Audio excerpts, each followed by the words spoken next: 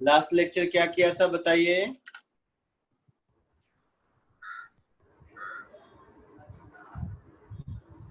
Discussion किया था sir, किसका? असाइनमेंट्स का। कौन सा नंबर?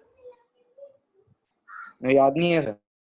याद नहीं है। 6 और काइनेमेटिक्स का वो फर्स्ट 3 एक्सरसाइजेस। होमवर्क कुछ दिया था? नहीं नहीं सर। मारूंगा। कुछ भी होमवर्क नहीं दिया था? नहीं no sir. Sir. Last time नहीं दिया था sir. No sir. Last lecture में असाइनमेंट नंबर 8 डिस्कस किया था। Assignment number 6। 6 प्रोजेक्टाइल मोशन पढ़ा चुका हूँ। हाँ सर, उसके वो 3 केसेस भी हो गए। प्रोजेक्टाइल फ्रॉम इंक्लाइंड प्लेन भी पढ़ा चुका हूँ। Sorry, projectile from height. Yes sir. हाँ Yes, सर, sir. उसके वो 3 केस थे ना। अच्छा, तो वो तीनों केस पढ़ा के उस तीनों के एक्सरसाइज वगैरह दे चुका हूँ मैं आपको। खाली 1-2 सम करवाए। अच्छा, उसके 2 सम करवाए थे और उसके बाद बुकलेट से कुछ सम कराया था क्या? नहीं सर। अच्छा, तो लास्ट लेक्चर ठीक है, समझ गया। तो last lecture mainly assignment discuss किया, उसके बाद तीनों केस पढ़ाए और उसके 1-2 सम किया, यही? सर आज एक्सरसाइज 3 डिस्कस करना है। हाँ, तो होमवर्क दिया था ना शायद, मैं तो कह रहे हो नहीं दिया था। सर वो 2-3 वीक्स पुराना है। पहले डिस्कस नहीं हुआ था। एक्सरसाइज 3 बुकलेट का एक्सरसाइज 3 कह रहे हो? हाँ हाँ हाँ, वही तो मैं कह रहा हूँ कि आपको होमवर्क पहले दिया था, वही डिस्कस करना है। एक्सरसाइज 3 और 4 भी नहीं किया होगा शायद। 4 तो दिया ही नहीं था। 4 नहीं दिया था, एक्सरसाइज 1, 2 और 3 दिया था।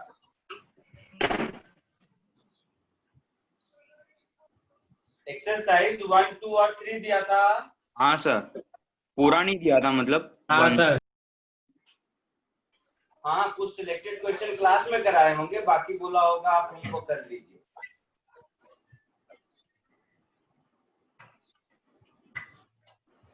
नहीं, कोई नहीं। फिर आज हम लोग, मैंने ये बोला था ना कि काइनेमेटिक्स 1 की थ्योरी हो गई है, केवल बुकलेट डिस्कशन करेंगे, बोला होगा ऐसा आप लोगों को मैं?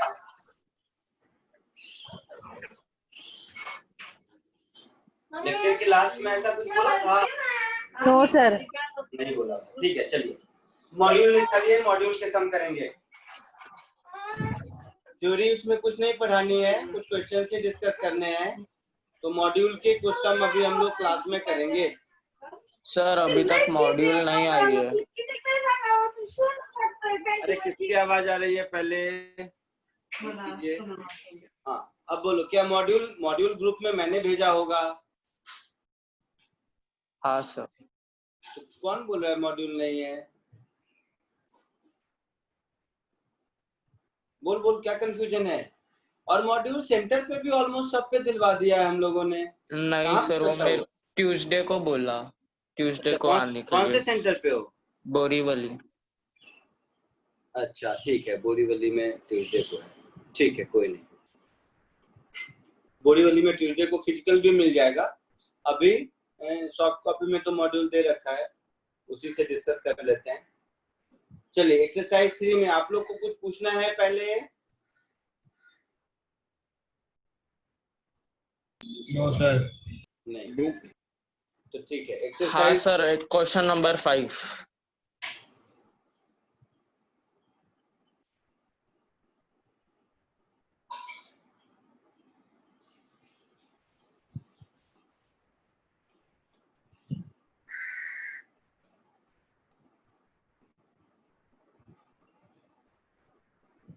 क्वेश्चन नंबर कौन सा बोल रहे हो?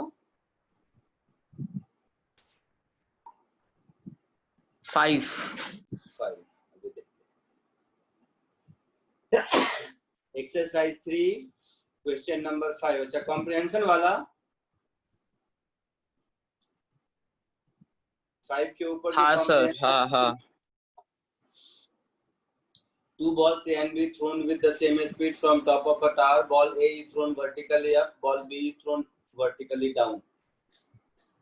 If ball C is thrown with the same speed as A and B but in the horizontal direction from top of the tower, then it will reach the ground in time. क्या है? देखो question number 5 exercise 3.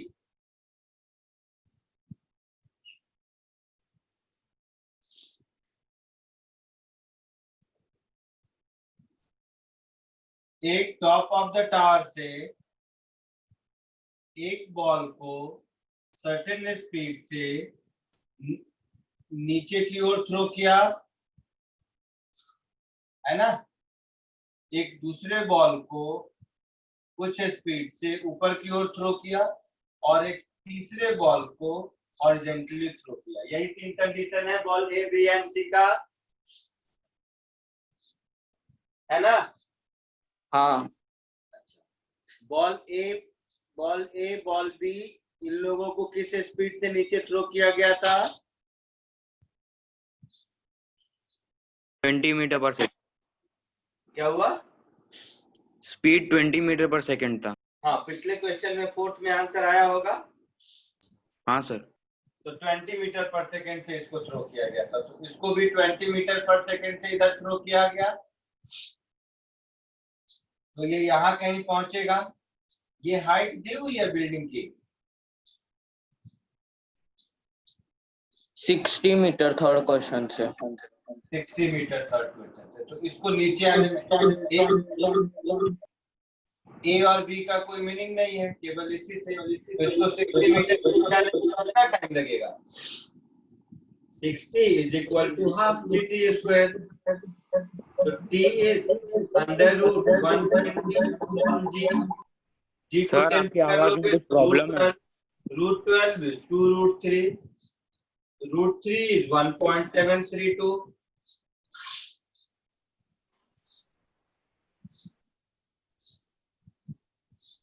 3 point कुछ ऐसा होगा 464 ऐसा second answer है.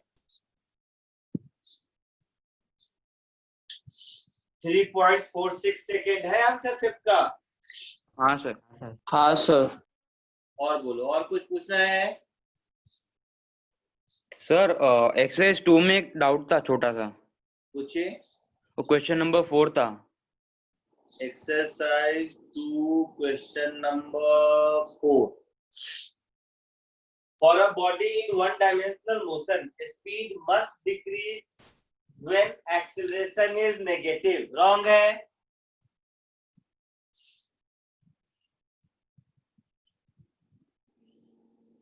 समझ आया कैसे रॉन्ग है?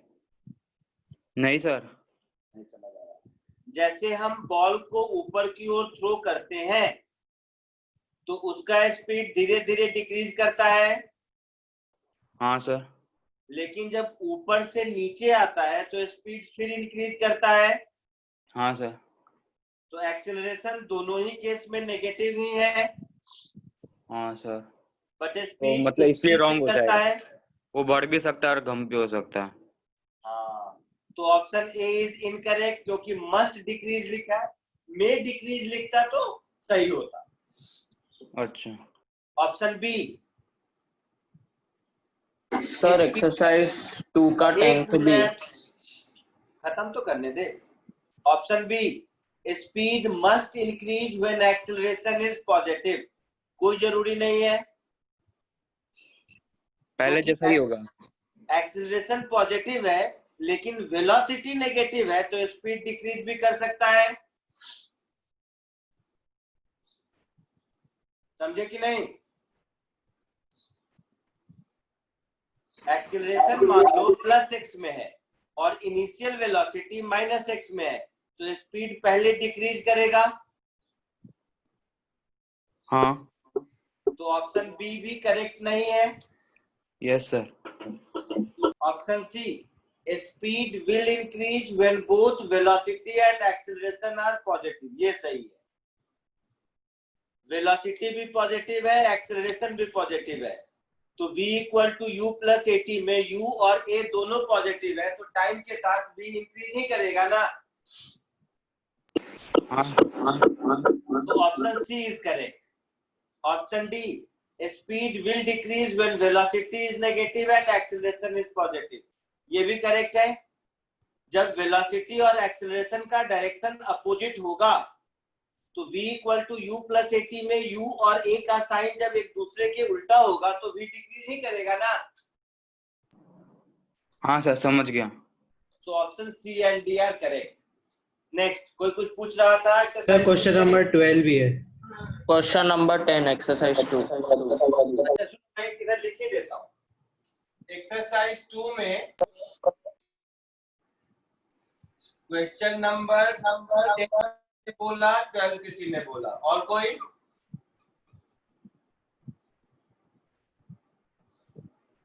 और कुछ ऐड करना है तो बोलिए। नहीं तो चलो 10 और 12 देखते हैं।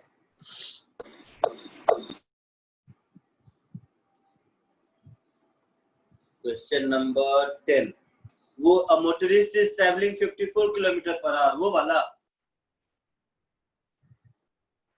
सर नहीं वाला एक्सरसाइज 1 का क्वेश्चन 10। क्या बोल रहे हो? हाँ सर। एक्सरसाइज 1 का क्वेश्चन 10। अच्छा, एक्सरसाइज 1 का। नहीं सर, 2 का मेरा। अच्छा, तेरा 2 में बोलो पहले, 1 में फिर आते हैं दोबारा। 2 में क्वेश्चन नंबर 10 बहुत ही बढ़िया क्वेश्चन है, सब लोग एक बार पढ़ लो। 2 मिनट में टाइम देता हूँ, क्वेश्चन पढ़ लीजिए, बढ़िया क्वेश्चन है। क्वेश्चन नंबर 10 एक बार पढ़ लीजिए, बढ़िया क्वेश्चन है।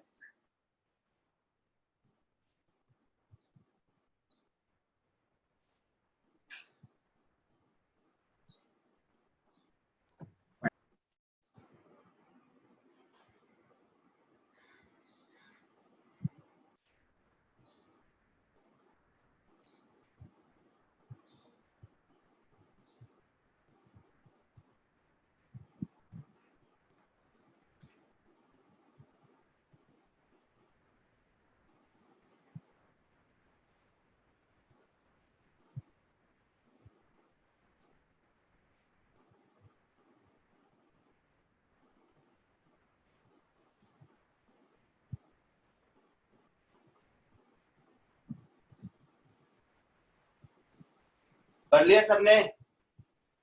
Yes sir. इस क्वेश्चन में एक मोटरसाइकिल वाला जा रहा है और उसको सिग्नल दिखाई देता है, ठीक है? तो सिग्नल दिखाई देता है तो वो अपना स्पीड स्लो कर देता है। Yes. A motorist is traveling at 54 kilometre per our, तो 54 किलोमीटर पर आवर से जा रहा है, उसको ट्रैफिक सिग्नल दिखाई दिया 280 मीटर पर, तो वो ब्रेक लगाया तो उसकी कार धीरे धीरे स्लो होगी, है ना? Yes sir. यस। हाँ सर। और फिर उसके बाद एक्सीलेटर दबाया तो धीरे धीरे इंक्रीज होगी। Yes yes sir. तो ये प्रोसेस में जब वो ट्रैफिक सिग्नल तक पहुंचा तो फिर से उसकी स्पीड 54 किलोमीटर पर आवर ही थी। Yes sir. Yes sir. और इस पूरे प्रोसेस में 28 सेकेंड्स लगे, ठीक है? तो Yes. 28 सिग्नल ग्रीन हो गया और वो पास ऑन कर गया अपना स्पीड। पहले वो रुकने के बजाय अपना स्पीड धीरे धीरे डिक्रीज किया, फिर इंक्रीज किया, तो जब ट्रैफिक सिग्नल तक पहुंचा, हरा हो चुका था, चला गया। तो कैमरा ओपन तो आपसे मैग्नीट्यूड ऑफ रिटार्डेशन और स्पीड मिनिमम कितना होगा यही सब पूछा है, तो देखिएगा ध्यान से।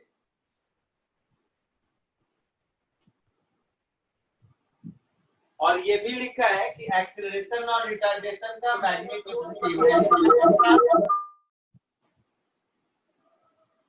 लिखा है ऐसा। तो पहले वेलोसिटी डिक्रीज किया, जिस रेट से डिक्रीज किया उसी रेट से इंक्रीज किया, सच दैट इनिशियल और फाइनल वेलोसिटी सेम है। कितना? 54 किलोमीटर पर आवर। मीटर पर सेकंड में कितना होगा?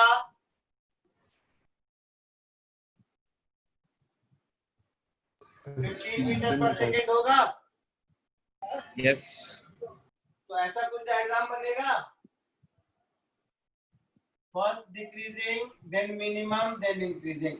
तो आपसे पूछा है कि मिनिमम वैल्यू कितनी है, ये पूछा है, और एक्सेलरेशन और रिटार्डेशन का रेट क्या है ये पूछा है, और इस पूरे प्रोसेस में 28 सेकेंड्स लगे ये दिया हुआ है। तो ये इसका वेलोसिटी टाइम ग्राफ होगा,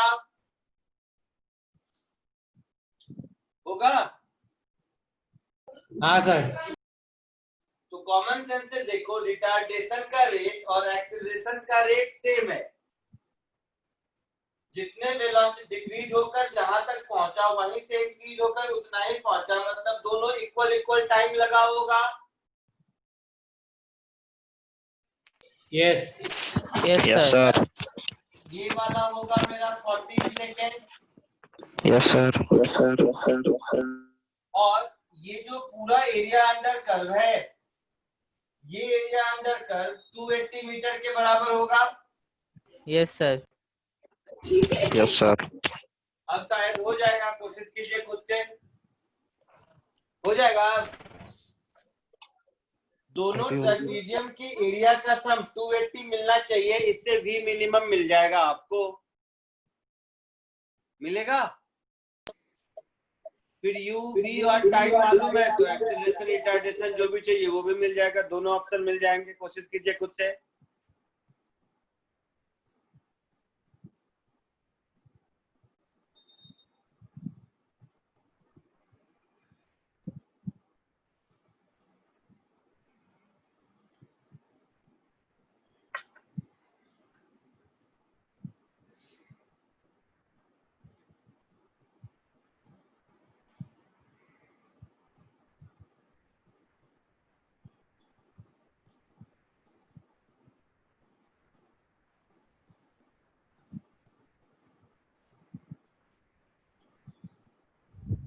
फाइव मीटर पर सेकंड से।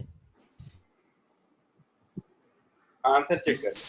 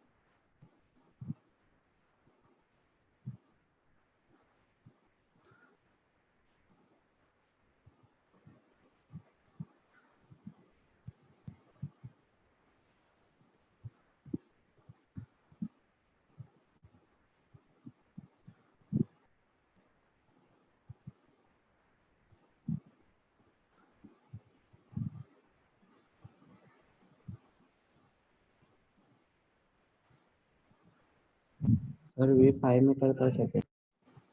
आ गया आंसर? हाँ सर और ए वो भी आएगा, डिसेलरेशन 5/7 एक्सेलरेशन मीटर। भी आ गया सबको। v equal to u plus 80, v5 u15 t14। तो रिटार्डेशन a का वैल्यू आ गया।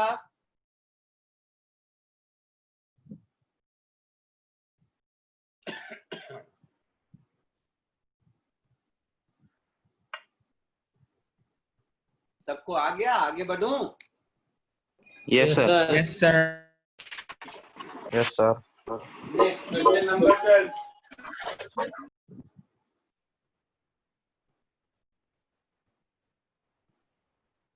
12। क्यों पूछा बेटा? सर वो उसमें एक्चुअली 8 के साइड में कुछ सिंबल समझ में नहीं आ रहा, ऊपर लिखा अरे क्या जे है? कैप, आई कैप, जे कैप पढ़ा है वेक्टर में? हाँ हाँ हाँ, समझ गया सर। वो सर डॉलर का सर सिंबल आ आपने रहा क्वेश्चन है। नंबर 12 दिया ही नहीं था। अरे दिया नहीं, अब तुम पूरी बुकलेट कर सकते हो काइनेमेटिक्स 1 का। काइनेमेटिक्स 1 का सारा एक्सरसाइज कर सकते हो। उस दिन क्लास में तो कुछ मैंने ऐसे ही कराए थे, और शायद मैं बोलना भूल गया होगा। एक्सरसाइज 1 2 3 4 काइनेमेटिक्स 1 चैप्टर के सारे एक्सरसाइज कर सकते हो। चैप्टर की थ्योरी खत्म है, तो आज फिर कुछ इसमें से करा देता हूं। अगले लेक्चर में केवल डिस्कशन, डाउट डिस्कशन बुकलेट का ही रहेगा, ठीक है? Okay sir. Yes sir. So Yes. 12th is done. और बोलो, और कोई कुछ पूछ रहा था मुझसे?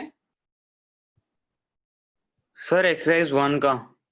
एक्सरसाइज 1 का कौन सा क्वेश्चन बेटा?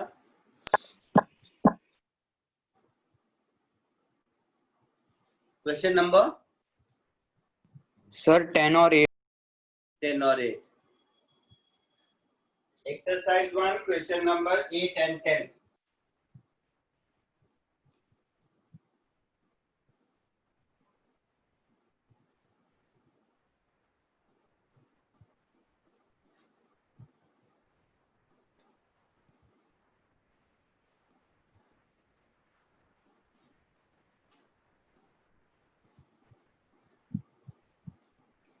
Exercise 1 question number 8 and 10।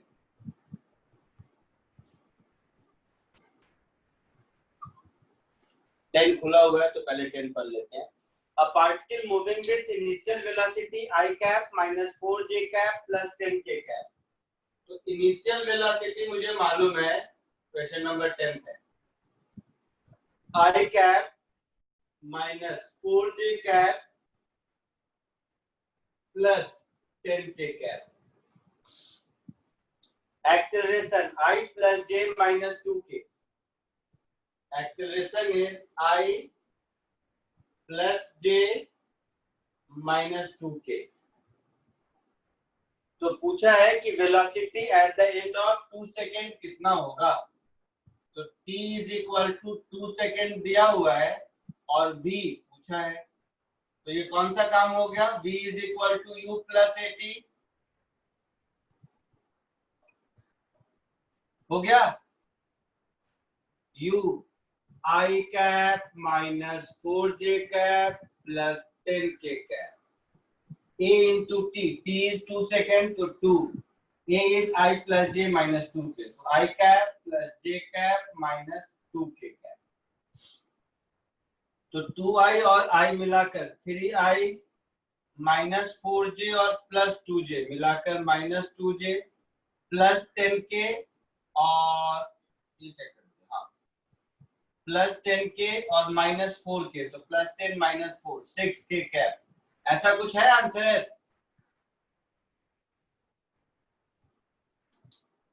जिसने पूछा था 10th। अच्छा वेलोसिटी नहीं, डायरेक्शन पूछा है, सॉरी। तो ये तो वेलोसिटी मिल गया, यहां तक सही है। वेक्टर में यूनिट वेक्टर पढ़े हो तुम लोग? Yes. बोलो। सर आज ही पढ़ा सर। आज ही पढ़ा। तो यूनिट वेक्टर और आई जे पढ़ चुके हो ये सर, आई कैप जे कैप? आज ही हाँ सर। सर थोड़ा पढ़ा। थोड़ा पढ़ा, थोड़ा ही पढ़ा। आज ही पढ़ा है सर। हाँ बहुत बढ़िया। तो आई कैप, जे कैप और के कैप क्या है? Unit Unit vector vector। Along X Y and Z. Sir X और वाई ना? सर जेड का नहीं पढ़ा है अभी तक। के समझा? I cap is unit vector along X, J cap is unit vector along Y and K cap is unit vector along Z. पक्का? Yes sir. ठीक है। तो और यूनिट वेक्टर क्या बताता है? डायरेक्शन बताता है, ये मालूम है? Yes sir. उसका हाँ, सर। मैग्नीट्यूड 1 होता है, डायरेक्शन बताता है। हाँ इसके बाद ये पढ़े हो कि unit vector along a vector is vector divided by its magnitude. बोलो। नहीं सर, ऐसा कुछ तो नहीं। यूनिट वेक्टर का डेफिनेशन सर ने बताया होगा ना, unit vector along a vector is vector divided by its magnitude, ऐसा कुछ नहीं सर। नहीं। ठीक है, कोई बात नहीं, मैं बता देता हूँ सर, फिर हो सकता है आगे तुम्हें बताएं। तो किसी भी वेक्टर को, वेक्टर में क्या होता है, मैग्नीट्यूड और डायरेक्शन दोनों होता है, हाँ तो सर। मालूम है। Yes. तो किसी भी वेक्टर को अगर हम उसके मैग्नीट्यूड से डिवाइड कर देंगे तो केवल डायरेक्शन बचेगा, हाँ sir. That is unit vector along that vector बचेगा। तो आपसे पूछा है कि यूनिट वेक्टर अलोंग वेलोसिटी पूछा है, तो वेलोसिटी वेक्टर तो मिल गया। अब इस वेलोसिटी वेक्टर को अगर हम उसके मैग्नीट्यूड से डिवाइड कर देंगे तो मुझे वेलोसिटी वेक्टर के अलोंग यूनिट वेक्टर मिल जाएगा। सो v के ऊपर cap, that is unit vector along v is vector v divided by magnitude of vector v। अब ये जो बचा इसका मैग्नीट्यूड 1 है, आया ना? पूरे डिवीजन का ना सर? हाँ, इस पूरे का हाँ v हाँ वेक्टर हाँ, सर। मैग्नीट्यूड 1 हो गया, हाँ सर।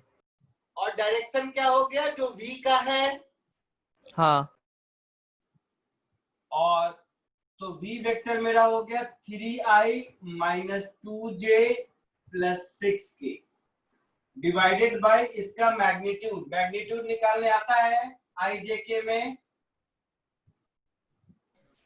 3 स्क्वायर प्लस माइनस 2 का स्क्वायर प्लस 6 का स्क्वायर, ये मालूम है ना?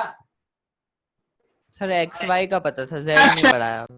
अच्छा, तो x y का मालूम है तो z में भी वही होता है, कुछ खास नहीं। Okay sir. बता देंगे आपको। तो 3 स्क्वायर 9, 2 स्क्वायर 4, 9 प्लस 4 13, और 6 स्क्वायर इज 36। तो 13 प्लस 36 कितना होगा? 49, 1/7। 49 का रूट 7। तो 1/7 into 3i cap minus 2j cap plus 6k cap, ये आपका आंसर होगा डायरेक्शन ऑफ फाइनल वेलोसिटी का।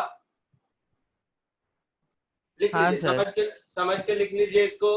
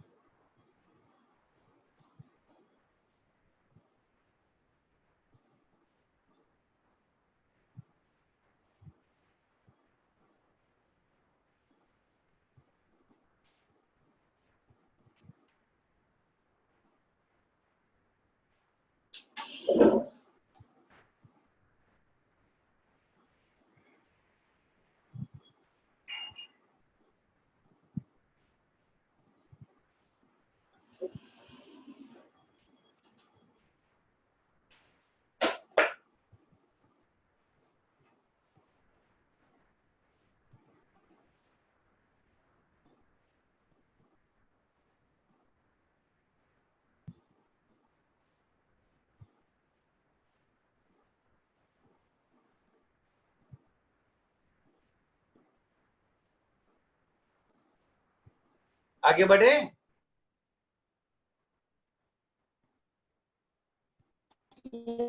Yes sir. ठीक है, नेक्स्ट क्वेश्चन नंबर 8।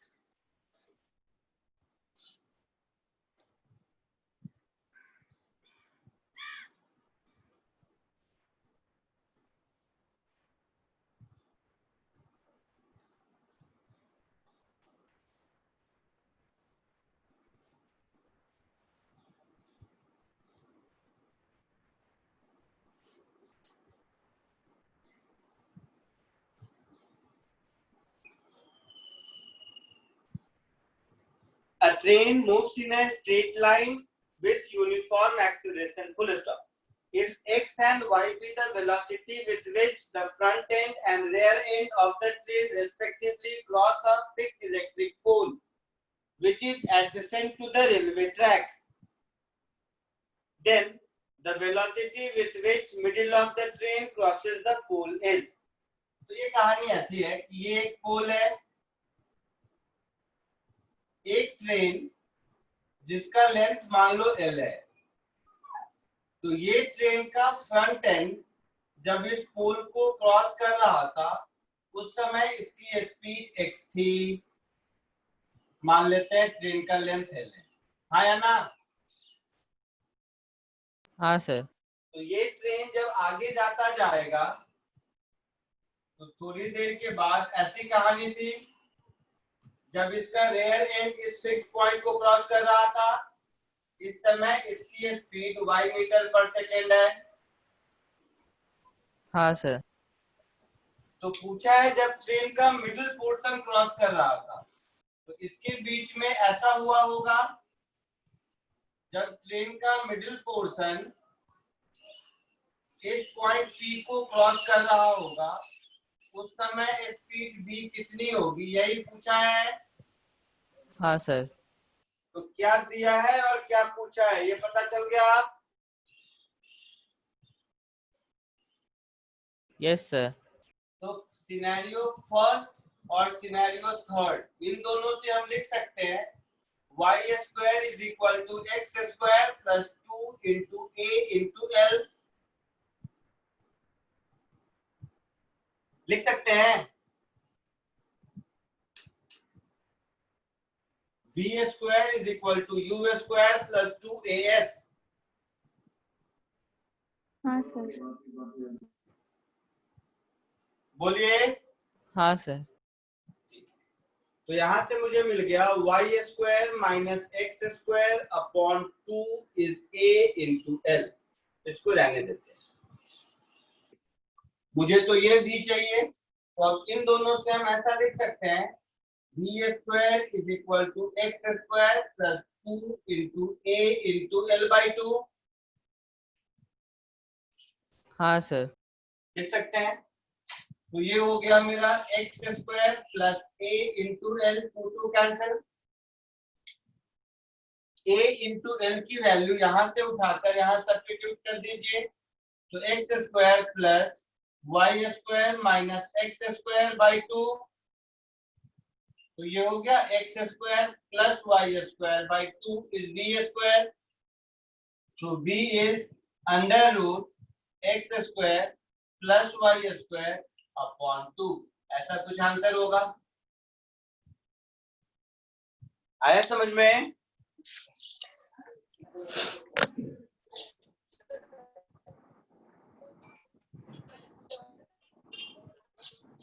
सर वो फर्स्ट इक्वेशन कैसे मिला? फर्स्ट इक्वेशन ब्लैक और ग्रीन ये दोनों दिख रहा है। हाँ सर। तो ब्लैक और ग्रीन से final velocity y, initial velocity x, displacement l, so v square is equal to u square plus 2as। अच्छा अच्छा समझ गए। समझ गया? बधाई हो।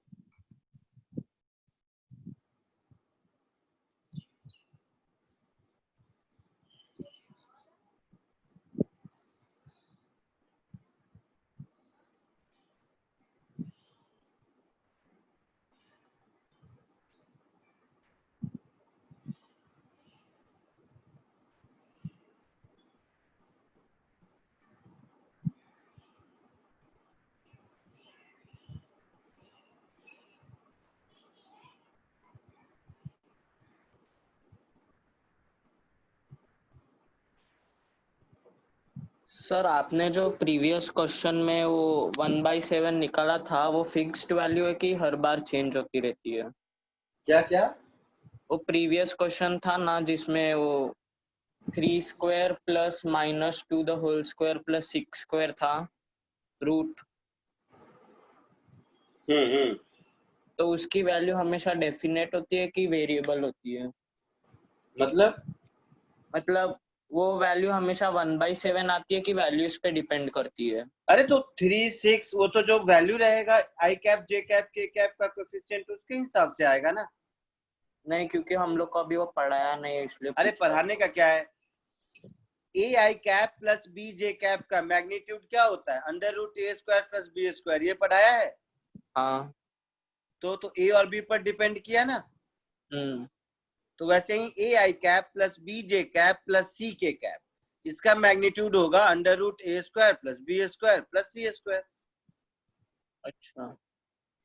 तो ए बी सी मतलब I cap J cap K cap के कोएफिशिएंट पे फर्क पड़ेगा ना, फिक्स कैसे रहेगा।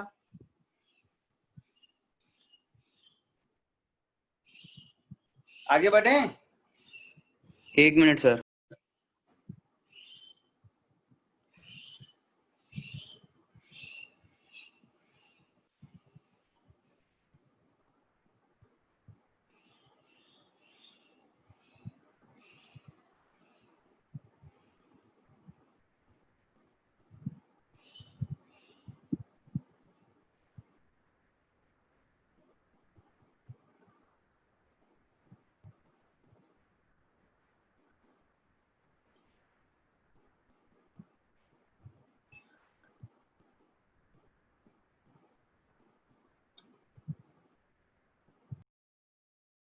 Done sir.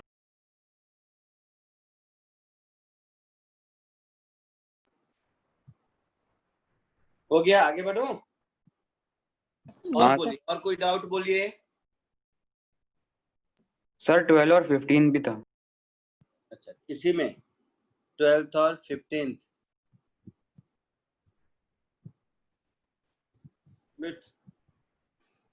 A person is traveling from ground floor to first floor in a mall using an escalator. Consider the following 3 separate cases. When person is standing on a moving escalator, it takes 1 minute for him to reach the first floor. मतलब केवल escalator चल रहा है ना, केवल escalator चल रहा है तो 1 मिनट लगता है, मतलब velocity of escalator क्या हो जाएगा, length upon 60 सेकेंड। हो गया, बोलो, बोल तो सही। सर क्या समझ में नहीं। क्वेश्चन पढ़ा है कि नहीं। सर वही समझ में नहीं आ रहा। अरे मॉल में एस्केलेटर पे चढ़े हो, हाँ तो जब खड़ा होते हो तो एस्केलेटर खुद ब खुद ऊपर जाता है। कहाँ फिजिक्स है, ये तो इंग्लिश है। When a person is standing on a moving escalator, it takes 1 minute for him to reach the first floor. तो आप एस्केलेटर पर खड़ा हो गए, एस्केलेटर खुद ब खुद ऊपर गया, तो आपके ग्राउंड फ्लोर से फर्स्ट फ्लोर का डिस्टेंस अगर L मीटर है तो L/60 यही एस्केलेटर की स्पीड होगी। हाँ सर। तो वही लिखा मैंने। नेक्स्ट, व्हेन अ सर एक और बार रिपीट करो ना, ये वाला इक्वेशन कैसे आया? ये भगवान क्या करूं मैं, मार डालूंगा सबको। सुन, मॉल में एस्केलेटर पर एस्केलेटर खुद ब खुद चलता रहता है और तुम खड़े होते हो तो नीचे से ऊपर पहुंच जाते हो, हाँ या ना। हाँ। तो नीचे से ऊपर तक का लेंथ L है, मान लो। ओके। मान लिया। हाँ। तो एस्केलेटर तुमको 1 मिनट में पहुंचा देता है ऊपर। हाँ। तो एस्केलेटर की अच्छा स्पीड ओके, कितनी हो समझ गई, गया। हाँ L/60 हो गई। हाँ। बहुत बढ़िया। अच्छा, डिस्प्लेसमेंट टाइम फॉर्मूला से हुआ ना सर, हो वेलोसिटी। गया। हाँ। नेक्स्ट, इसके बाद लिखा है if escalator does not move it takes 3 minute to walk up the stationary escalator. तो मान लो अब एस्केलेटर नहीं है, तुम्हें सीढ़ी चढ़ के जाना है, तो तुमको 3 मिनट लगा। कितना लगा? 3 मिनट। 3 मिनट मतलब 180 सेकेंड्स। हाँ। तो तुम्हारी स्पीड क्या हो गई, स्पीड ऑफ मैन, ये हो गई L/180। Yes sir. हो गई, ठीक है। अब कहता है how long will it take for a person to reach the top if he walks up the moving escalator. अब एस्केलेटर भी चल रहा है और उस पर ये भी चल रहा है, तो अब टाइम कितना लगेगा? L upon speed of escalator plus speed of man, ऐसा लगेगा?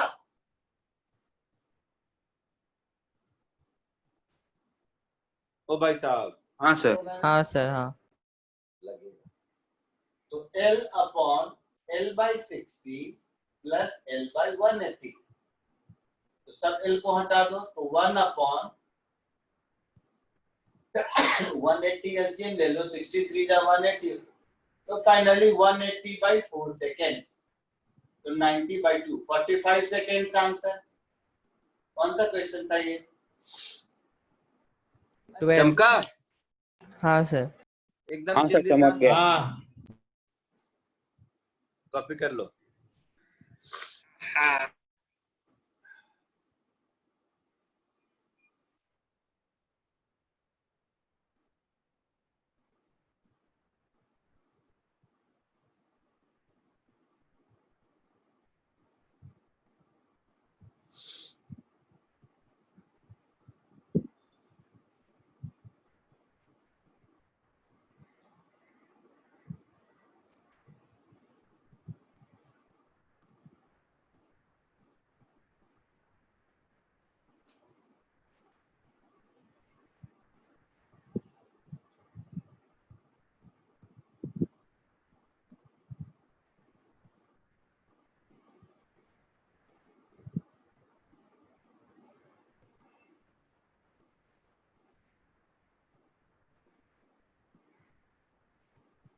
आगे बढ़े। Yes sir. बोलो कौन सा नंबर बोल रहे थे? और 15। 15. A particle is projected vertically upward from point A on the ground. It takes t1 time to reach a point B, but it still continue to move up. If it takes further t2 time to reach the ground from B, then height of point B from the ground is. देखिए ये ठीक question है, ये पूछ लिया, अच्छा किया। Sir ये पहले एक बार आपने बताया था। तो दोबारा क्यों पूछा?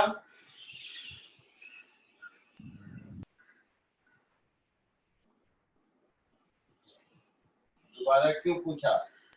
अरे सर, उसके रिकॉर्डिंग में स्क्रीन दिख रहा था इसलिए। ओ भाई साहब, मार के कस्टमर बना दूंगा। चलो कोई नहीं, बताएगा। कौन सा नंबर था? नंबर 15। तो एक बॉल को यहां से थ्रो किया, तो ये बॉल यहां से ऐसे गया, ऐसे गया, ऐसे गया, ऐसे गया, ऐसे गया, ऐसे गया, ऐसे वापस आया। यही कहानी हुई है ना? तो कोई एक पॉइंट बी मान लो यहाँ पर है, तो यहां तक पहुंचा, तो यहां से यहां तक जाने में t1 टाइम लगा, और इसके बाद फिर ध्यान से देखना ये बात, यहां से लेकर यहां तक आने में t2 टाइम लगा कि नहीं? यही मतलब है क्वेश्चन का बेटा। हाँ सर। Yes. तो t1 प्लस t2, इसकी वैल्यू 2u/g हो गई। हाँ सर। ये टाइम ऑफ फ्लाइट हो गया ना? तो यहां से मुझे u की वैल्यू मिल गई half of g into t1 plus t2, मिल गई। आया ना? हाँ सर। आपसे क्या पूछा है? इस पॉइंट बी की हाइट, तो u स्पीड से t1 टाइम में जितना डिस्टेंस ट्रेवल करेगा वही हमारा आंसर होगा। तो h is u into t1 minus half into g into t1 square, ऐसा होगा। बोलिए हाँ सर। u की वैल्यू यहां से उठा के यहां सब्स्टिट्यूट कर दी, so half g t1 plus t2 into t1 minus half g t1 square. तो half g common, t1 square plus t1 t2 minus t1 square. तो आपका आंसर हो गया हाफ g t1 तो आंसर।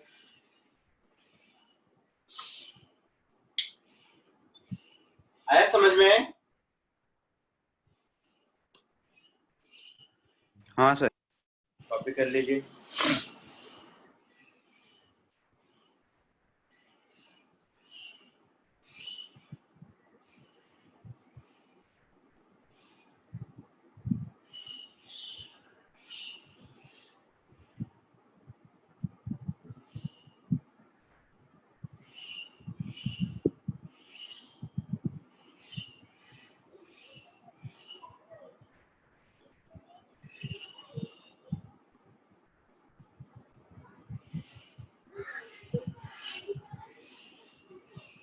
Done, sir.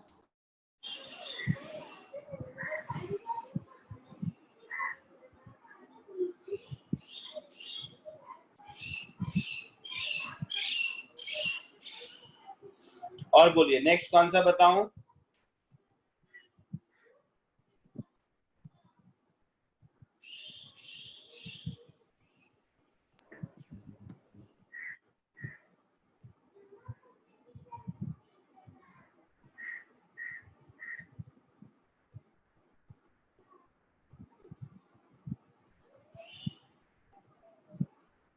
और बोलिए, और कुछ पूछेंगे या मैं सॉल्व कराऊं?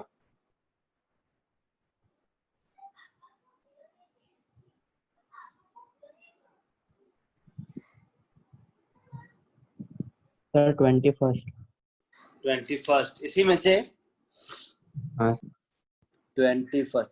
अबे सब क्लास में कराया हूं मैं, क्लास में डिस्कस किया था पिछली क्लास में 21st की नहीं? बोलिए। शायद नहीं कराया था सर। No, sir. नहीं, No, sir. ठीक है। चलिए ये दिया था 21st क्या किया था ना? सर? होमवर्क में था ये?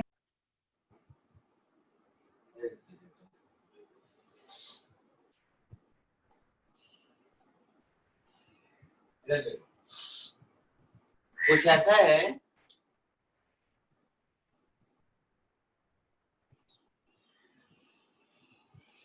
एक प्रोजेक्टाइल को ऐसे थ्रो किया, कितना एंगल दिया है? 30 डिग्री। 30 डिग्री पर। एक को यहां से ऐसे थ्रो किया और तीसरे को यहां से ऐसे थ्रो किया। ऊपर वाला शायद ए है, इसका नाम शायद बी है और इसका नाम शायद सी है। इसकी वेलोसिटी वी ए, इसकी वेलोसिटी वी बी और इसकी वेलोसिटी वी सी है। ठीक है, पढ़ लिया क्वेश्चन साहब?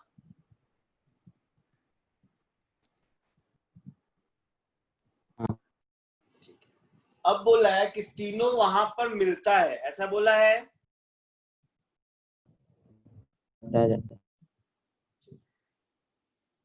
अब बोलो, सी को मारो गोली, सी को छोड़ देते हैं, ए और बी की बात करते हैं केवल। ए और बी दोनों का एक्स में सेम टाइम में सेम डिस्प्लेसमेंट है, हाँ या ना? यस। ए और बी दोनों का सेम टाइम में सेम डिस्प्लेसमेंट है? No sir.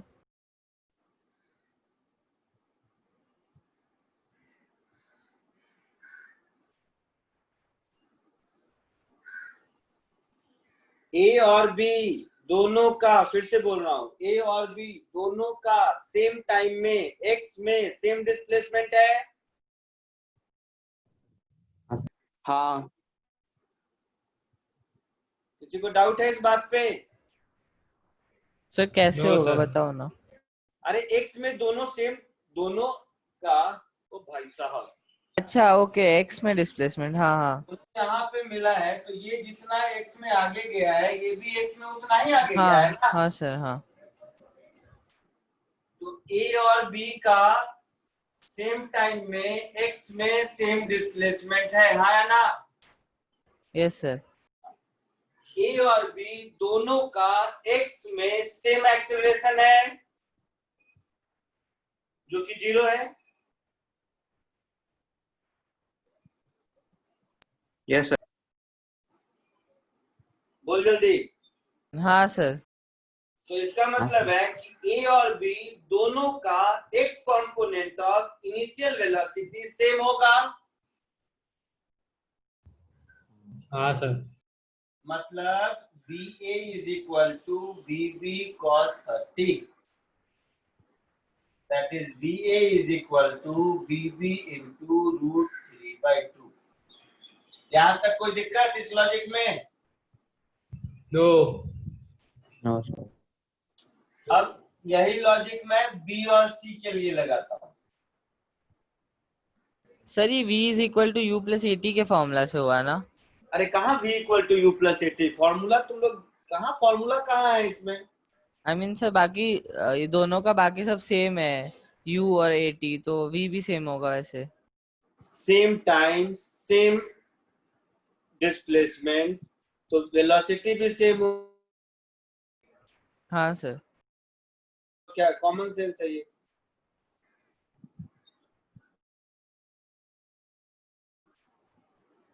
ठीक है। हाँ सर ओके। दोनों का y में सेम टाइम में सेम डिस्प्लेसमेंट है। हाँ सर। B और C दोनों का y डायरेक्शन में सेम एक्सीलरेशन है। हाँ सर। तो acceleration same, time same, displacement same y direction में, तो इनिशियल वेलोसिटी भी सेम होगी y में। तो C का तो y में vc है और B का y में vb sin 30 है। सो vc इज vb by 2, ये मिल गया। तो आपसे va vb vc का रेशियो पूछा है, बता सकते हैं खुद से आप?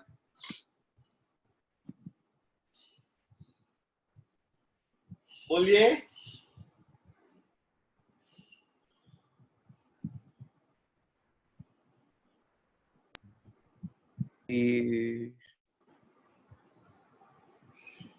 लिख लीजिए और खुद से आंसर तक पहुंचिए।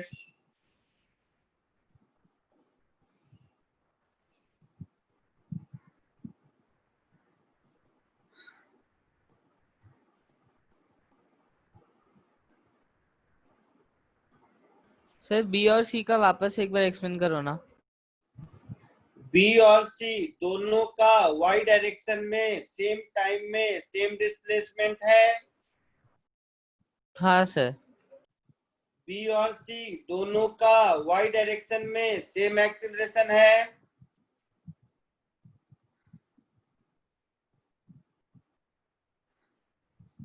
बोलो।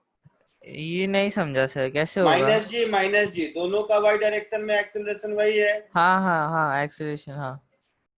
तो displacement same, time same, acceleration same, मतलब हाँ इनिशियल ओके। वेलोसिटी भी सेम हाँ सर। y के लॉन्ग। हाँ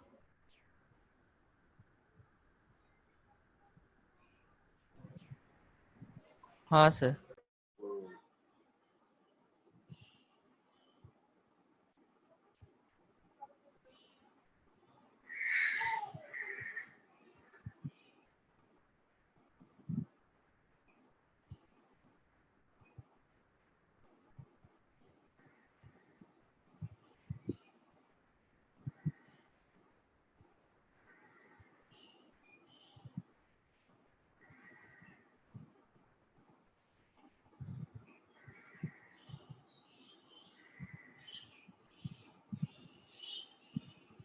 सर हम्म सी जो है वो अपवर्ड प्रोजेक्ट हो रहा है ना, हम्म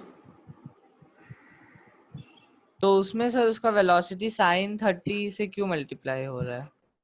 कहाँ सी का साइन 30 से मल्टीप्लाई हो रहा है? सी का तो वी सी ही लिखा हुआ है, बी का साइन 30 से मल्टीप्लाई हो रहा है ना। ओके बी सॉरी। की हाँ वेलोसिटी हाँ का वाई कंपोनेंट क्या होगा? वी बी साइन 30 होगा। हाँ सर, हाँ ओके।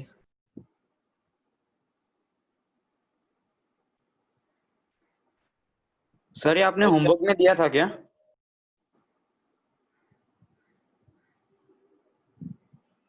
और बोलो, नेक्स्ट बोलो, कोई डाउट? सर हाँ, ये क्वेश्चन होमवर्क में दिया था क्या? अरे मैंने कहा था आपको कि ये चैप्टर खत्म हो गया है, अब आप बुकलेट पूरा सॉल्व कर सकते हैं। Okay sir. Exactly question mark करके नहीं दिया था मैंने। आप एक्सरसाइज 1 से लेकर 4 तक कुछ क्वेश्चन मैंने क्लास में कराए थे, और बाकी आप पूरा कर सकते हैं। आज फिर कह रहा हूँ, एक्सरसाइज 1 2 3 4 काइनेमेटिक्स 1 का सब आप पूरा कर सकते हैं। Most of the question class में डिस्कस कर चुके हैं। एक और लेक्चर अगला केवल डाउट डिस्कशन के लिए रखेंगे, फिर नया चैप्टर स्टार्ट करेंगे। और बोलिए, इसमें और कुछ पूछना है? बोलिए। 1 मिनट। हाँ सर। हाँ जल्दी देखो, कुछ पूछना है तो, नहीं तो मैं कुछ और क्वेश्चन करा देता हूँ क्लास में ही। एक्सरसाइज 4 के क्वेश्चंस अभी करा देता हूँ क्लास में ही।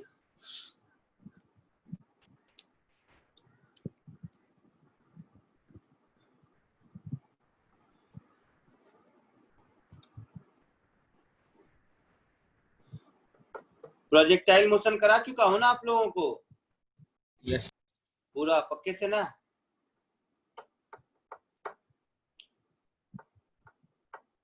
लास्ट का तीनों केस कराया था। हाँ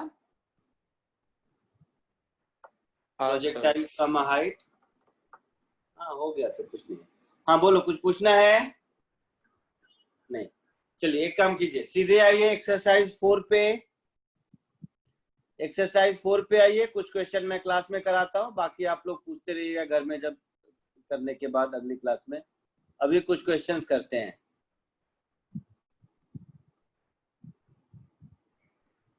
लिखिए एक्सरसाइज 4, क्वेश्चन नंबर मैं यहाँ लिख देता हूँ, कौन कौन से अभी क्लास में करने हैं। Exercise 4 question number 9,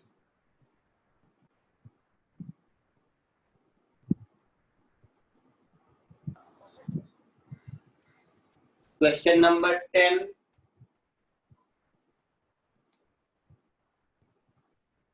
question number 13 14,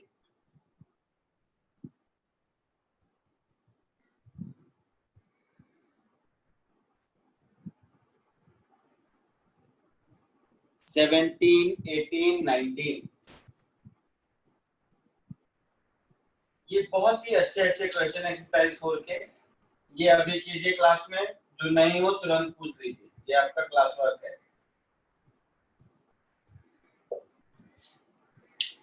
जल्दी फटाफट, जो नहीं हो तुरंत पूछते चलिए, वेट मत कीजिए बहुत ज्यादा।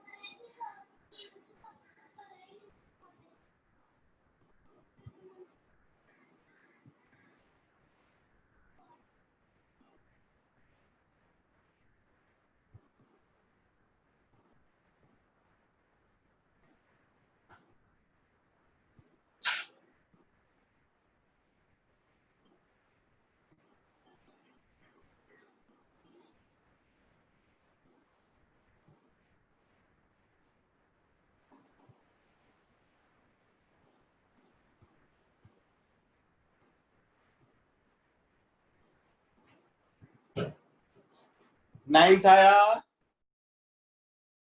हाँ सर। Very good. 10th कीजिए।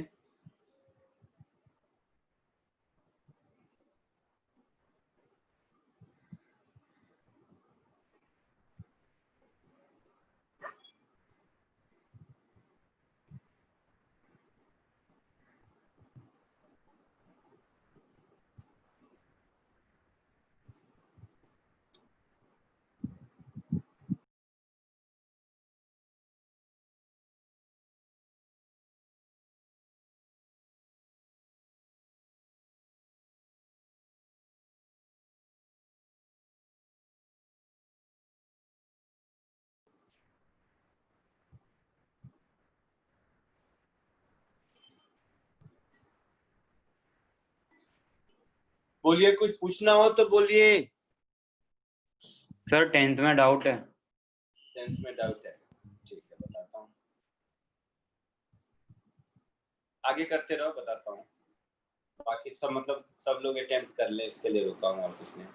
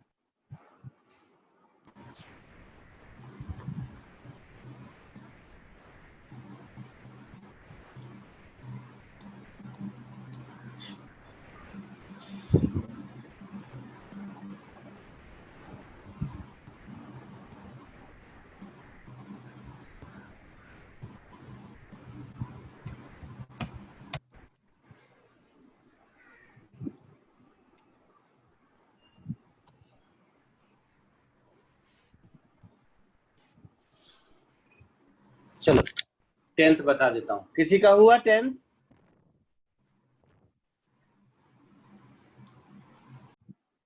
एकदम आसान क्वेश्चन है, चिंदी।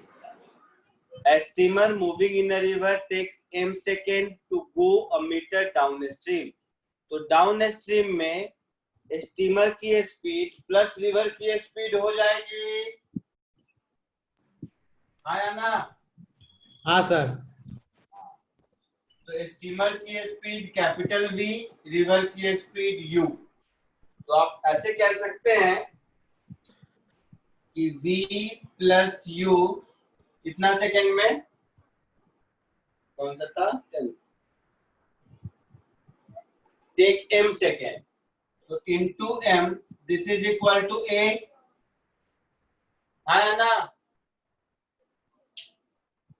हाँ। और 10 सेकेंड लगता लगता है अप स्ट्रीम जाने में, मतलब v minus u into n is ए,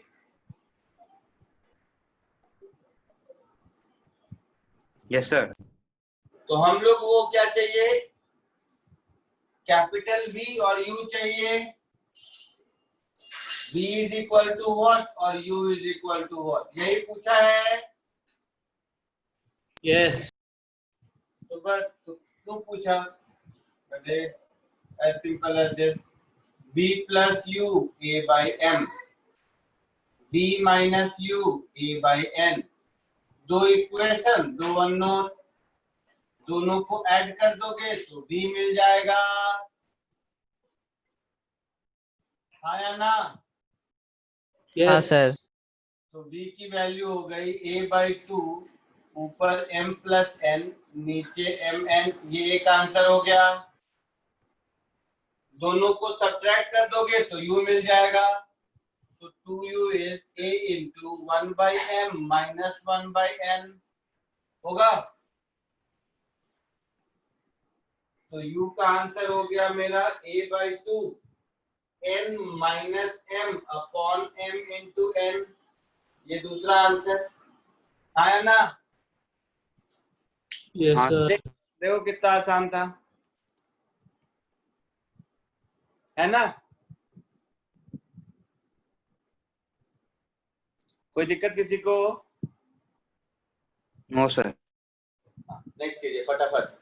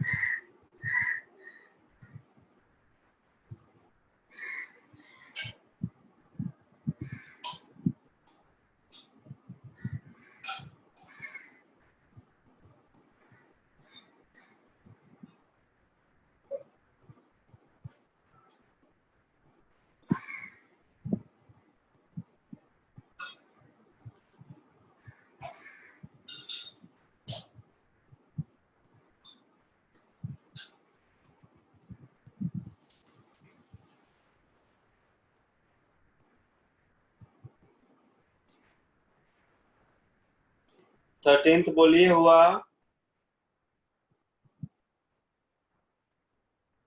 कर रहा हूँ सर। कीजिए।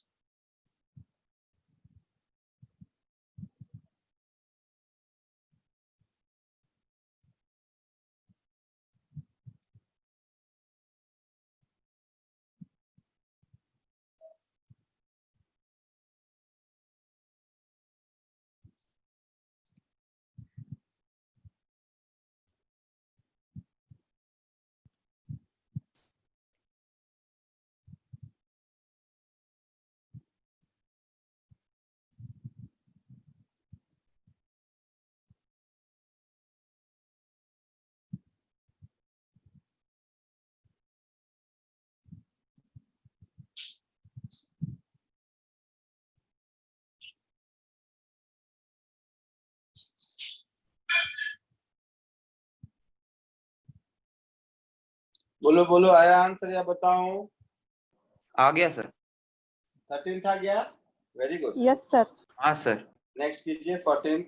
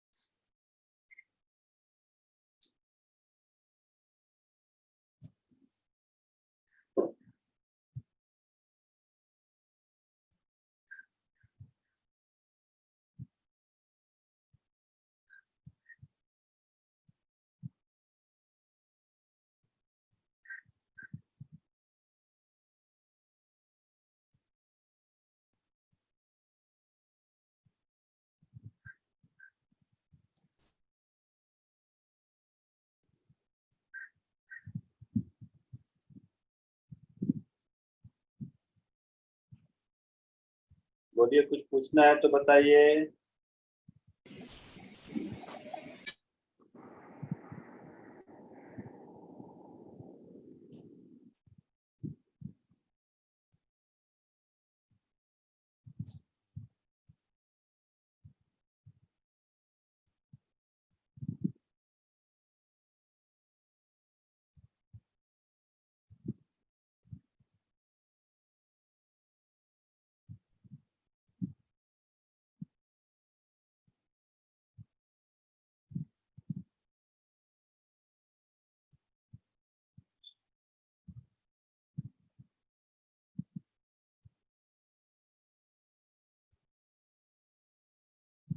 बोलो बोलो, किसी को कुछ पूछना है? 9, 10, 13, 14 कुछ पूछना है तो बोलिए।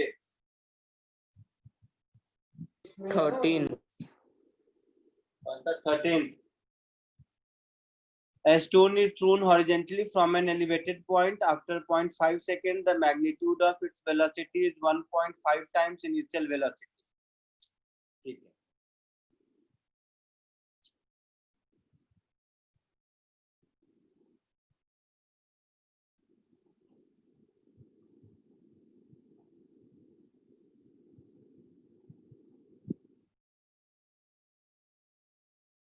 देखिए, यहाँ से एक बॉल को थ्रो किया यू से, वैसे कहीं जाएगा तो 0.5 सेकेंड के बाद कहीं भी देखेंगे तो हॉरिजेंटल डायरेक्शन में यू वही रहेगा, हाँ या ना? Yes sir. Yes vertical direction में इनिशियल 0 था तो g इंटू टी हो जाएगा, हो जाएगा। हाँ सर। g है 10 और t है 0.5 सेकेंड। सर क्या जी इंटू टी हो जाएगा? वेलोसिटी हाँ सर। y डायरेक्शन में वेलोसिटी डाउनवर्ड में g इंटू टी हो जाएगा, v equal to u plus t. हाँ सर। तो 10 इंटू 0.5 5 मीटर पर सेकेंड हो जाएगा। होगा। तो यस आपसे बोला है कि यहाँ पर जो भी वेलोसिटी है उसका मैग्नीट्यूड इसका 1.5 टाइम्स है, हाँ या ना? Yes sir. तो v square is 2.25 times u square, और v स्क्वायर क्या हो जाएगा, u स्क्वायर प्लस 5 का स्क्वायर होगा। ये जो v है उसका एक कंपोनेंट u है और दूसरा कंपोनेंट 5 है, तो v की वैल्यू हो जाएगी under root u square plus 5 square, आया ना?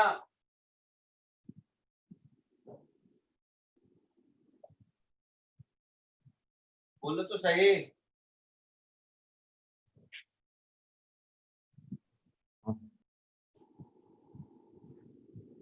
बोलो तो। सर ये वापस एक्सप्लेन करो ना, रेड वाला, आपका आवाज कट गया था, नेट इशू हो रहा है। मैंने कहा horizontal component of velocity u है, हाँ वर्टिकल हाँ कंपोनेंट ऑफ वेलोसिटी 5 है, हाँ मतलब वेलोसिटी कितनी है, under root u square plus 5 square. हाँ सर हाँ। तो v इज 1.5 u, मतलब v square is 2.25 u square, v square कितना हो जाएगा, u स्क्वायर प्लस 5 स्क्वायर, तो सर u स्क्वायर ये प्लस रिजल्टेंट वेक्टर का फॉर्मूला था ना? हाँ, ओके सर। तो 25 is equal to 1.25 u square, तो u स्क्वायर की वैल्यू हो गई 25 अपॉन 1.25, दैट इज 25 अपॉन 125, और ऊपर जाकर 100, तो u स्क्वायर हो गया 20, तो u हो गया √20, √20 मतलब 2√5 मीटर पर सेकेंड, है आंसर।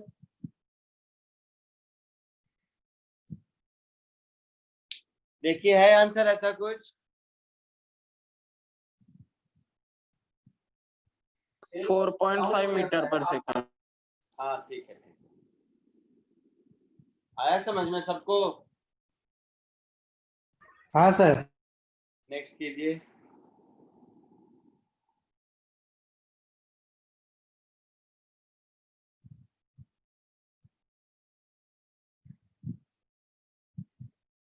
सर इसका आगे जाके 4.5 हो जाएगा, रूट कर लेंगे तो। तो करो ना, ये सब भी पूछेगा मुझसे, बोलो जरा सा, ये सब भी बताऊं √5 क्या करना होता है? नहीं नहीं सर। तो फिर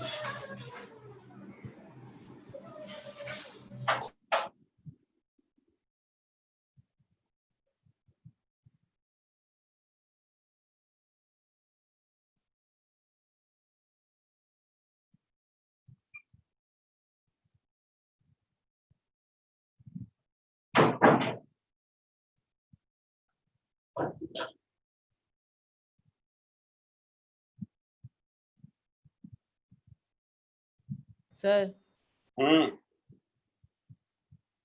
सर ये रेड वाला समझाओ ना एक बार, फर्स्ट जो रेड कलर में लिखा है। क्या v is equal to 1.5 u या उसके हाँ, ऊपर? उसके नीचे के नीचे वाला जो है वो कैसे आया? अच्छा, यहाँ राइट साइड में x component of velocity u दिख रहा है, हाँ sir. y component of velocity नीचे की ओर साइड दिख रहा है, दिख रहा है। हाँ हाँ सर।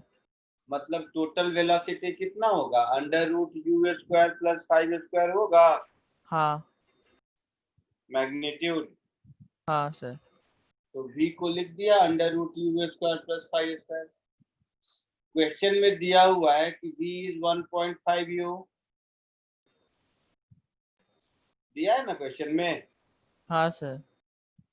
तो दोनों ओर स्क्वायर कर दिया तो v स्क्वायर 1.5 का स्क्वायर 2.25, तो v square is equal to 2.25 u square. v हाँ स्क्वायर की जगह वहां से वैल्यू पुट कर दिया,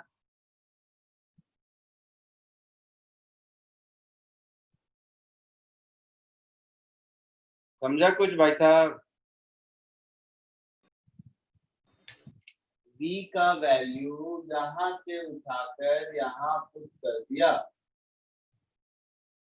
हाँ। समझा? एक मिनट हाँ सर, सॉल्व करके देखता हूँ। चलो।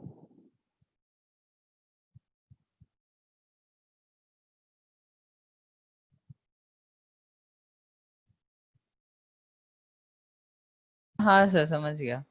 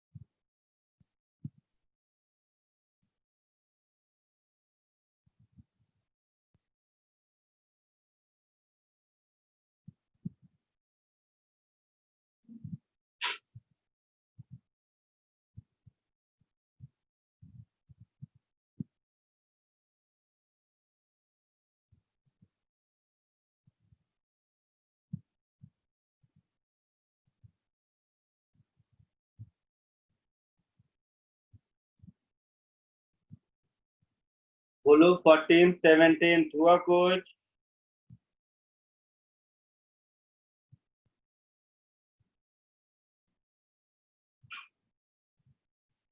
बोलिए फटाफट।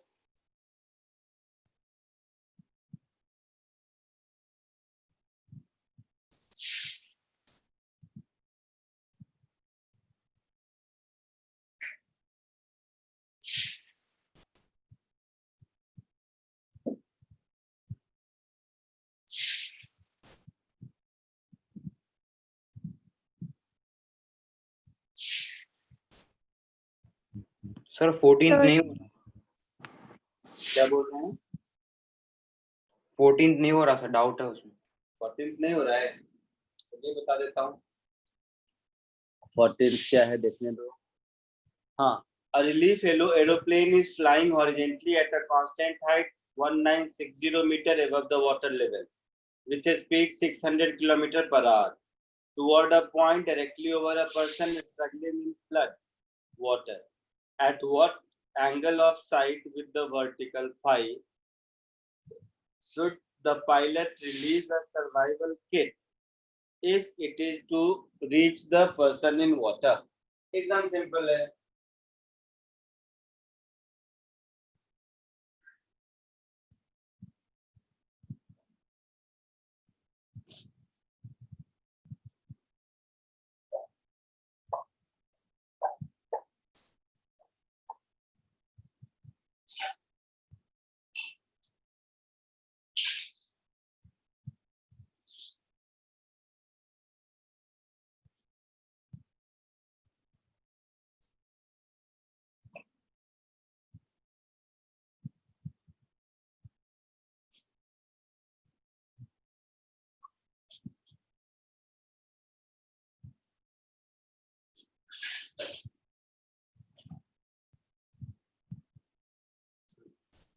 तो ऐसे देखिए, यहाँ पर एरोप्लेन किस स्पीड से जा रहा है? 600 किलोमीटर तो 600 किलोमीटर पर आवर, मीटर पर सेकंड में कितना होगा? 500/3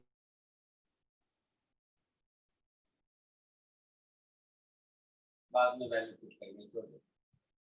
इसको यहाँ पर एक फ्लड विक्टिम है जिसके पास खाना पहुंचाना है,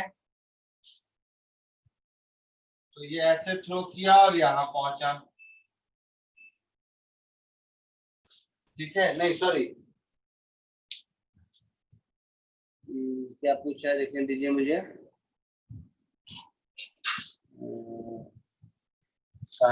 At what angle of sight with the flood vertical should अच्छा, तो किस एंगल ऑफ साइट पर रहे? मतलब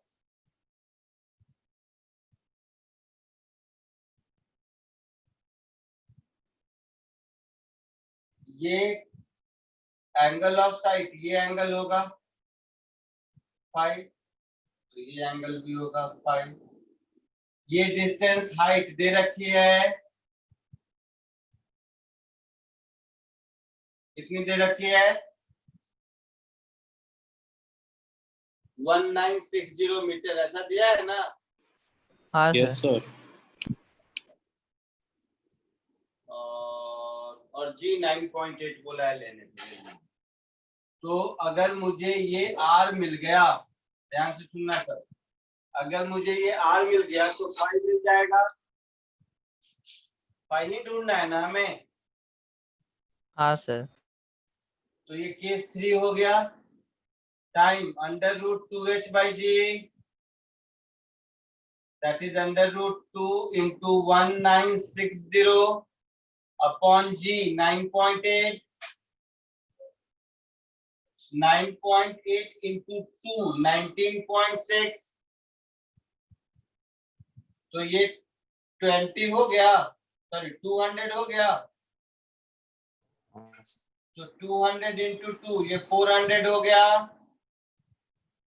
दैट इज टाइम 20 सेकेंड हो गया. हाँ या ना? हाँ सर. Yes sir. तो टाइम 20 सेकेंड हो गया, तो ये आर कितना हो जाएगा? u into t. u है हमारा 600 किलोमीटर पर आवर, तो 600 किलोमीटर पर आवर को मीटर पर सेकंड में करोगे तो 5/18. बोलो सर बोर्ड सर नहीं आपका वीडियो ऑफ हो गया है. ओ अच्छा, एक मिनट.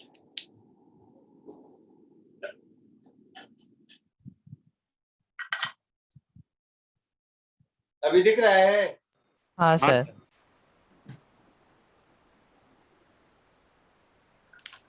आ जाएगा. तो ये u into t, तो u हो गया 600 into 5/18 और time 20 second, that is into 20 हुआ.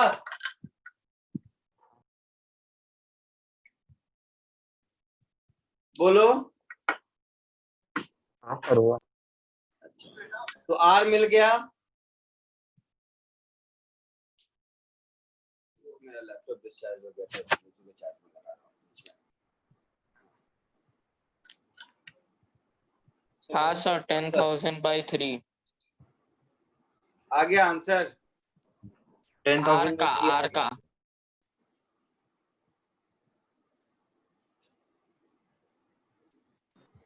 सर वापस वीडियो चला गया। हाँ हाँ मालूम है मालूम है, अब आ गया होगा। हाँ सर।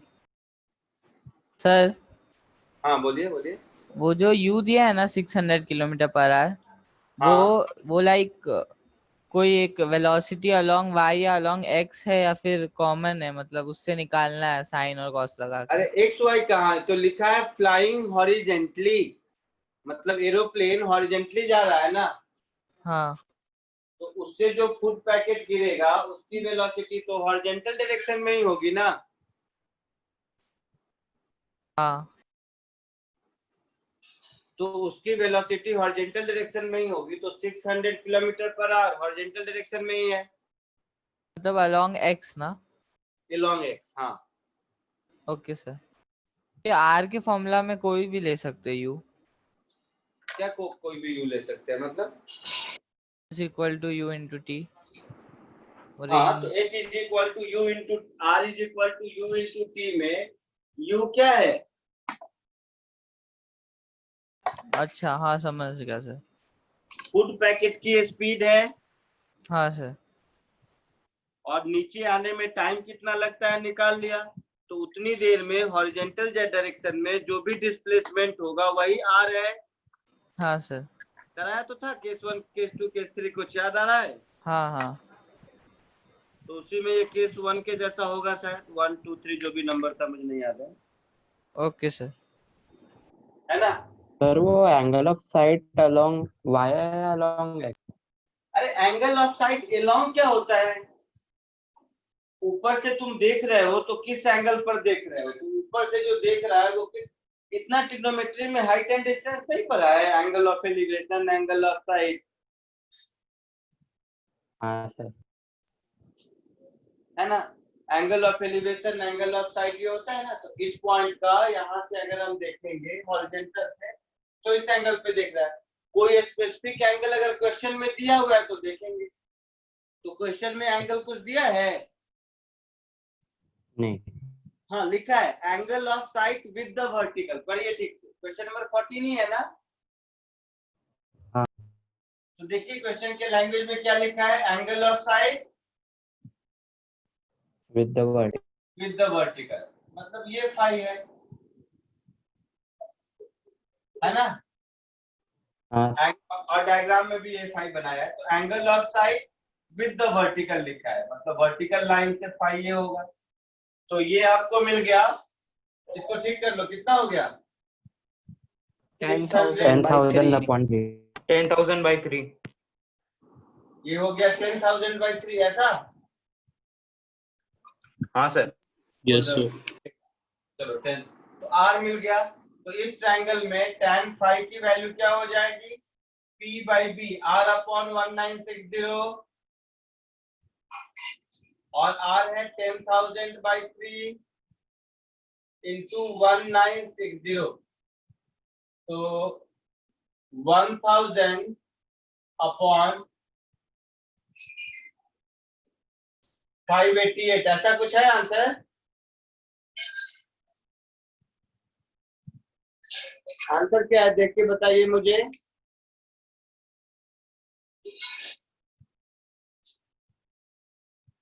रुको मैं देख लेता हूँ। सर 1.7 जैसा कुछ आ रहा है। tan इनवर्स 1.7 है। tan इनवर्स 1.7, तो देखिए ये 1.7 है क्या?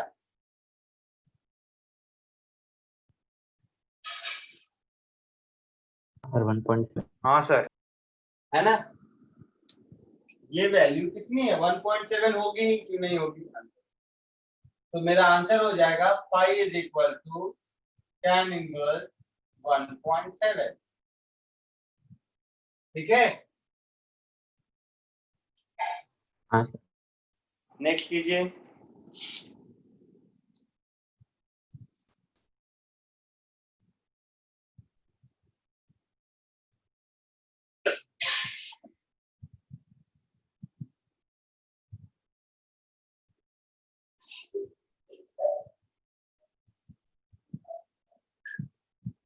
सर एक बार 9th भी बता दो ना, मैं फॉर्मूला भूल गया।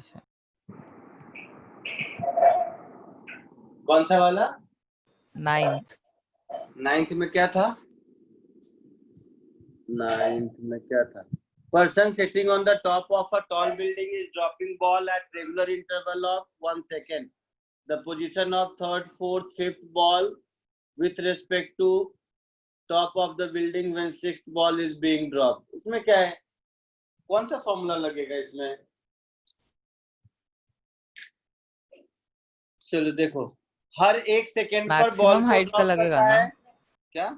हाइट का फॉर्मूला लगेगा ना? कौन सा फॉर्मूला है हाइट का? उससे कुछ तो 2u/g ऐसा कुछ था। S equals to UT plus half AT square लगेगा। हाँ वो वाला लगेगा। हाँ, तुम लोग क्या बताऊं मैं, कोई भी फॉर्मूला में वैल्यू पुट करने के चक्कर में पड़ जाते हो।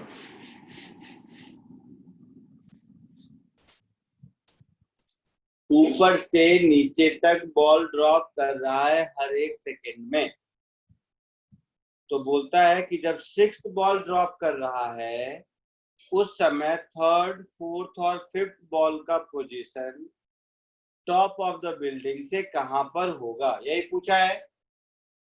हाँ सर। तो देखो कॉमन सेंस है, 6th बॉल ड्रॉप कर रहा है तो 6th वाला यहाँ है, मतलब 5th वाला यहाँ होगा, मतलब 4th वाला यहाँ होगा, मतलब 3rd वाला यहाँ होगा, 2nd वाला कहीं यहाँ होगा और 1st वाला कहीं यहाँ होगा ऐसा। हाँ सर। हर 1 सेकेंड पर बॉल ड्रॉप हो रहा है, मतलब 5th वाला 1 सेकेंड तक ट्रैवल किया होगा, है ना? हाँ 4th वाला 2 सेकेंड तक ट्रैवल किया होगा, हाँ। 3rd वाला अच्छा 3 समझ गया सर। क्या होगा, समझ रहे हो? हाँ सर समझ गया। 3rd सेकेंड वाला वैसे ही 4 सेकेंड तक ट्रैवल किया होगा, तो आपसे सेकेंड, थर्ड, फोर्थ, फिफ्थ क्या क्या पूछा है? थर्ड, फोर्थ, फिफ्थ का पूछा है। तो थर्ड वाला 3, सेकेंड वाला 2, फोर्थ वाला 2 सेकेंड पर और फिफ्थ वाला 1 सेकेंड पर। तो देख लो, जो थर्ड वाले की हाइट होगी वो क्या होगा, हाफ GT स्क्वायर, तो हाफ G इंटू 3 स्क्वायर। तो सेकेंड वाले की हाइट होगी, सॉरी फोर्थ वाले की, वो 2 सेकेंड तक ट्रेवल किया, तो हाफ G इंटू 2 स्क्वायर। जो फिफ्थ वाले की हाइट होगी वो 1 सेकेंड तक ट्रेवल किया, तो हाफ G इंटू 1 स्क्वायर। तो 3 स्क्वायर 9, 9 इंटू 5 45 मीटर पर होगा। 2 square 4, 4 by 2 is 2, 2 into 10 20 metre पर होगा, और ये 5 मीटर पर होगा। G का वैल्यू 10 लेने के बाद ऐसा कुछ आंसर होगा, है ना? हाँ सर। सर ये जो यहाँ पर U 0 क्यों होगा? किसी क्वेश्चंस में कुछ रहता है पहले से U, कुछ रहता नहीं, इंग्लिश सीखो, इंग्लिश। बॉल ड्रॉप इज किया है ना ड्रॉप्ड, तो फिर U 0 होगा। ड्रॉप करने का मतलब है ऐसे, थ्रो करने का मतलब है पटकना। अच्छा तो वो जो हाथ ऐसे नीचे करने में रहता है वो भी होता है। हाँ, तो बॉल इज ड्रॉप्ड मतलब ओके। 0 से छोड़ दिया, बॉल इज थ्रोन मतलब v स्पीड से पटका, ओके सर। है ना? हाँ तो ये कह रहा है ड्रॉपिंग द बॉल मतलब छोड़ रहा है बॉल को, है ना? हाँ सर। और भी कुछ होता है क्या ऐसा? लेटर और ड्रॉप करते हैं मतलब छोड़ते हैं, पटकते नहीं है। हाँ सर 17 आ गया। आ गया, वेरी गुड, बहुत बढ़िया।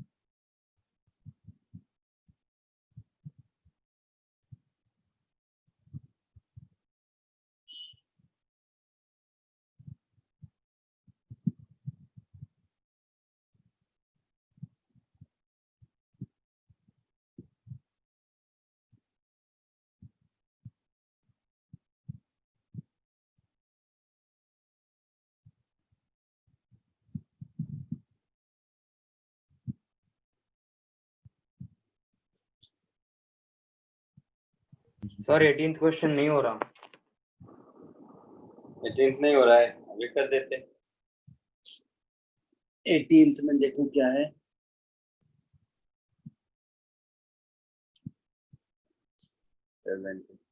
A batsman hit a pitched ball at a height 4 feet above the ground, so that the ball leaves the bat at 45 degree with horizontal, and its horizontal range is 350 feet. The ball approaches a 24 feet high vertical fence, which is located at a horizontal distance 320 feet from the batsman.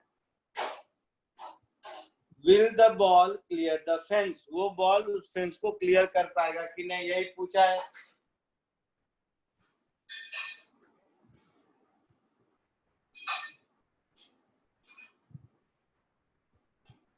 Equation of trajectory सिखाया था, बोलो। Sir मेरा आ गया। Equation of trajectory सिखाया था। हाँ sir दिखाया। क्या था equation of trajectory? y is equal to x tan theta into 1 minus x upon r। याद है फॉर्मूला? हाँ सर वही है।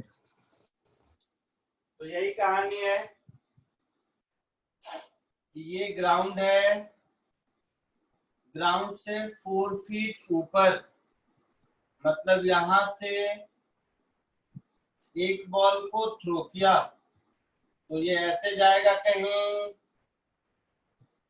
जाएगा। कह रहा है कि इसका ग्राउंड से ये रेंज कितना है? 350 फीट। तो ये है मेरा 350 फीट। तो जहां से ये थ्रो किया है वहां से कितनी दूर बाद? 320 फीट पर एक 24 फीट का वर्टिकल फेंस है। तो यहां से 320 फीट पर कहीं यहां से 320 फीट पर 24 फीट का एक वॉल है। तो कितने फीट का है नहीं मालूम। अगर मुझे यहां से 320 फीट पर इस बॉल की हाइट मिल जाए कि कितनी होगी, और यहां से 24 फीट मतलब यहां से 20 फीट, समझ रहे हो? तो ये हाइट अगर मेरा 20 फीट से ज्यादा है तो क्लियर हो जाएगा, ज्यादा नहीं है तो क्लियर नहीं होगा। हाँ या ना? हाँ सर। समझ आया कहानी? Yes sir. पक्का? Yes sir. Yes sir. तो और ये डिस्टेंस है यहाँ से 320 फीट का, तो ये डिस्टेंस है मेरा 320 फीट का। तो देखो y is equal to x tan theta into 1 minus x upon r। तो x 320 और थीटा 45 पुट कर दो, तो 320 tan 45 1 into 1 minus 320 upon range 350। ऐसा हुआ? तो ये हो गया 320 इंटू 35 minus 32, that is 3/35 होगा। Yes, sir. तो ये वैल्यू कितनी हो गई?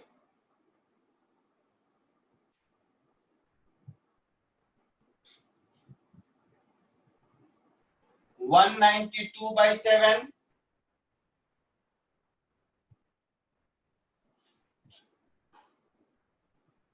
27 पॉइंट समथिंग, ऐसा कुछ हो गया। यानी कि बॉल की हाइट यहां से 27 फीट ऊपर होगा कहीं, जबकि यहां से 20 फीट तक ही फेंस है हमारा, मतलब फेंस को क्रॉस कर जाएगा। तो पूछा है will the ball cross the fence और नॉट, तो yes the ball will clear the fence. आया समझ में? हाँ सर। Yes, sir. समझ के कॉपी कर लो। सर सर वो दो है ना वैल्यू, एक 320 फीट है और एक 350 फीट है, तो सर वो दोनों डिस्टेंस तो सेम है ना शायद? नहीं 320 और 350 सेम होता है?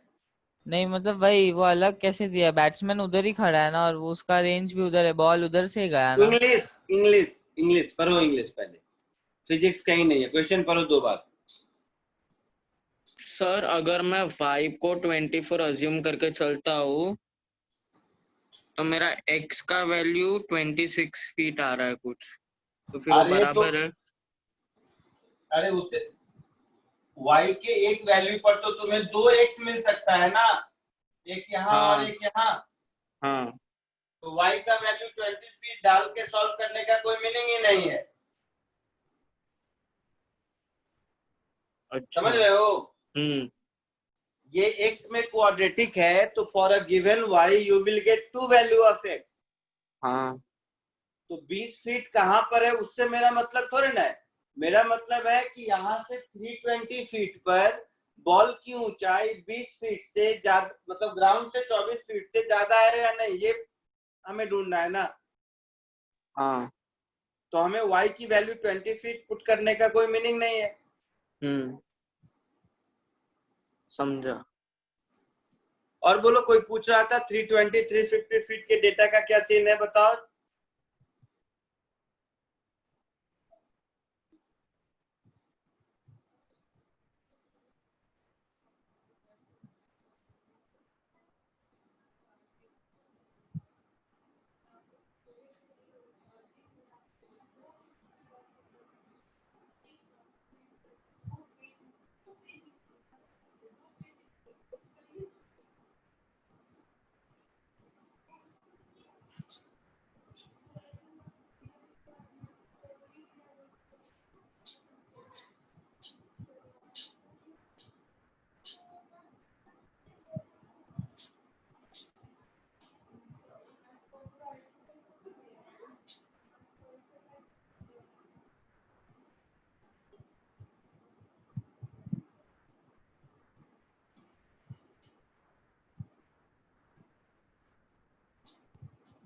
आया समझ में? Yes sir. आज के लिए इतना ही। नेक्स्ट लेक्चर मैं फिर बोल रहा हूँ, ये मत कहना होमवर्क नहीं है। काइनेमेटिक्स 1 के बुकलेट में से ढूंढ के जो भी अच्छे क्वेश्चन थे मैंने कोशिश किया है करा देने का। इसके बावजूद भी कुछ डाउट है तो अगली क्लास में डिस्कस कर लेंगे। उसके नेक्स्ट क्लास में केवल और केवल हम लोग नया चैप्टर स्टार्ट करेंगे। सो नेक्स्ट क्लास में हम लोग इस बुकलेट को डिस्कस करेंगे। एक्सरसाइज 1 2 3 4 सब में जहां भी डाउट्स है सब सॉल्व करके आइए। क्लियर सर है? हो गया काइनेमेटिक्स पूरा? काइनेमेटिक्स 1 हुआ है। काइनेमेटिक्स 2 पार्ट में है, काइनेमेटिक्स 1 और काइनेमेटिक्स 2। तो काइनेमेटिक्स 2 के लिए कैलकुलस चाहिए होता है, तो पहले काइनेमेटिक्स 1 पढ़ाते हैं, फिर बेसिक कैलकुलस चैप्टर पढ़ाते हैं, उसके बाद फिर काइनेमेटिक्स 2 पढ़ाते हैं। ठीक है? Okay sir. ठीक है, चलिए बाय। Thank you sir.